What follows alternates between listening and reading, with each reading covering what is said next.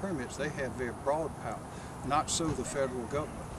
The state government can require you to get car insurance liability to drive on the highway. The federal government cannot require you to do that. The federal government certainly cannot require you to go out and buy health insurance. None of us, of all the 20 states involved, none of us have ever seen such a reach by the federal government. And if the Congress can require every person out there to go buy a certain kind of health insurance, it's going to cost more than it would have cost ordinarily, and have to meet certain federal guidelines, and they can require you to do anything.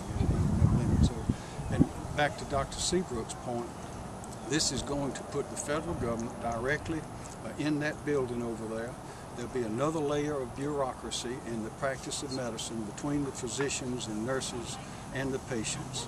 When the intrusion that is reflected in this law is implemented, that will be the beginning. When that doesn't work, there'll be more regulations and more oversight and more requirements, and it will get deeper and deeper and worse and not better. That's why we've got to fight it, and that's why I'm confident that Alan Wilson will fight this unconstitutional law. That is the first thing we have to do. This is a battle that we cannot lose. It must be fought vigorously. And Alan has worked in the Attorney General's office. He's worked as a prosecutor in the solicitor's office and in private practice. He knows how to do these things. He's participated in them before. And when he is elected, we won't miss a beat. We'll go right straight on, and South Carolina's leading the way. And I know that he will do an excellent job in fighting this enormous intrusion that's going to wreck the practice of medicine and health care in South Carolina. You know, and one follow-up is that, I've been running in this race, and others, folks with different perspectives about this legislation, have said that we need to let other states take the lead and we should piggyback, which is pretty much what we're doing now. But by sitting quietly on the sidelines, I would challenge people to let the other states fight our battles for us. Are they going to be there to pay our bills for us when they come due? And so we have to take charge of our own destiny as a people, as a sovereign state, and we need to fight this unconstitutional lawsuit. When I raise my hand and take the oath of office, and at the end of that oath, I'll say, "So help me God." I will not say, "So help me 20 other states." And so the next Attorney General has got to take that solemn oath, and it's going to be with the help of the people of this state and others. We can't rely on other states to pick up our bill for us. And so that is why the next Attorney General has got to be a leader and to be on the forefront of this battle. Because one of the questions I was going to ask is, your opponent has said, well, yeah, I agree with this in theory, and I don't think the federal government should be able to tell us what we have to purchase and what we have to do. But you're drawing a major distinction between Mr. Richardson saying that I agree with this in principle, but maybe South Carolina, since we have our own budgetary issues, shouldn't necessarily be at the very top of the states fighting for this. You say we're going to have costs associated afterwards. We have to make sure we get what we're fighting for. Well, and Mr. Richardson, who I believe to be a fine and capable attorney and a good person, he and I are friends. We disagree on many political issues. Where I disagree with him on this is that he is a Democratic Party officer, and his party at the national level has passed this bill was passed right before Christmas Eve, at 11 o'clock at night, in the dark of night, on a party line vote. And wasn't even read. The bill wasn't even read.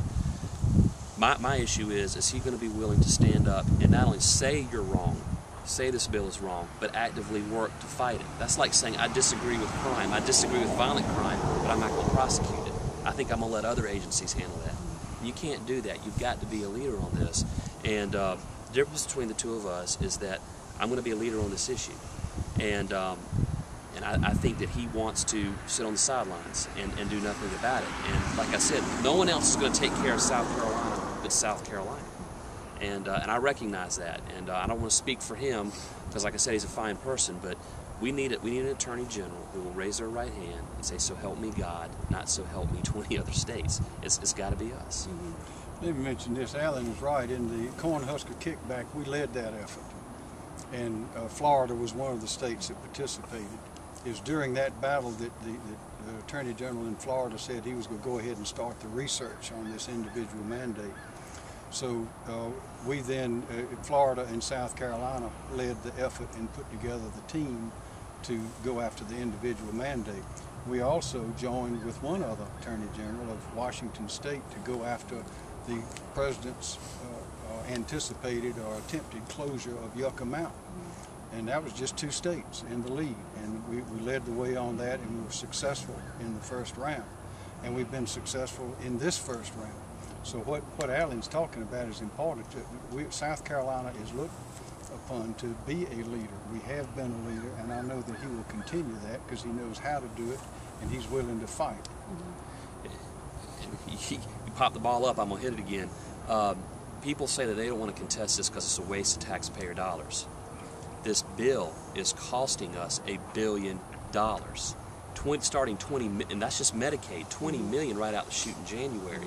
That in of itself is a waste of taxpayer dollars. So are the critics of my position on this saying that I am wrong to fight a waste of taxpayer dollars on an overreach of the federal government? My answer to you is absolutely not. I have a fidelity to the Constitution of this state, a duty to the people of this state to fight the waste. So it is not a waste, and I believe that I think the last number I read on the bill for this state was under $5,000. I think it was $4,800 is what it has cost us to date. It may cost a little bit more, but it will not cost us anything compared to what's going to cost us to do nothing. And so that is where I think the difference in my position and others' positions in this race. And I mean, with more than a dozen, what is it, 20 other states, or is it 19 other states, 20 states total? With those people splitting the bill, it's a fairly equitable split in terms of the legal costs? No, some of them couldn't, don't have the authority to agree to pay a portion of the $50,000 bill that we're paying the researcher and attorney, but we're paying our share, our total share, is maximum exposure is 6,000 something, and Alan's right, I think so far it's been 4,000, but that's nothing compared to the threat that we face. Not only in what Alan's mentioned, but what Dr. Seabrook and others will see here with the intrusion of the federal government into the practice of medicine. Is that $50,000? I mean, even if it's $51,000, whatever, is that a flat fee? Could it go up, or is that's all that's been agreed to? That's all been, And we talk about just how it affects South Carolina, but as a country, you know, this $1 trillion bill. One thing that was never factored into it, and the reason it wasn't factored into it is because they were trying to get it passed. They didn't factor in doctor pay. You know, doctors being paid for providing the service to those folks on Medicaid. That number would have increased the amount of that's a hidden cost that wasn't even included. And what was debated in the Senate was, we won't put that in this bill, we'll come and tack it on in the future. So the doctors that are out there offering the services to people on Medicaid are not even covered right now. That's not included in this original health care bill at the national level. So there are lots of fees and costs that were not originally voted on that will be tacked on as this bill begins to manifest itself. Anything else? Well, to add to that, sure. As of, I believe, December 1st, if the lame duck Congress does nothing, there will be a 23% cut to Medicare payment, and starting on December 1st. If they do nothing, it'll increase to almost 30% in the beginning of next year. So just to clarify for people, those are payments that physicians would be That receiving. is correct, and that is because the Congress has failed to really put a fix to this by addressing something called the SGR, the Sustainable Growth Rate for Medicare. And so what is going to happen is that doctors will probably say, I'm going to have to see 23% less Medicare patients, and that's going to affect our seniors, their health, and their longevity. So just for doctors such as yourself, that's one thing that you already know is going to start affecting you. That will happen. That will happen in 2 months, a month and a half.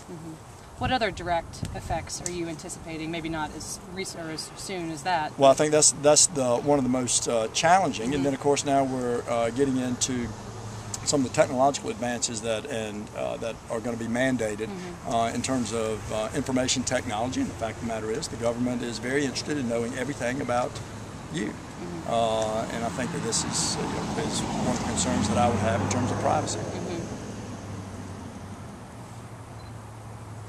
think they asked specifically about Meg. Meg, how are you today? I'm great, thank you. Doing well? No one ever asked me. I appreciate You look good. I do. I've got this all on tape, so I appreciate y'all saying that. Heartburn and indigestion. I'm your man.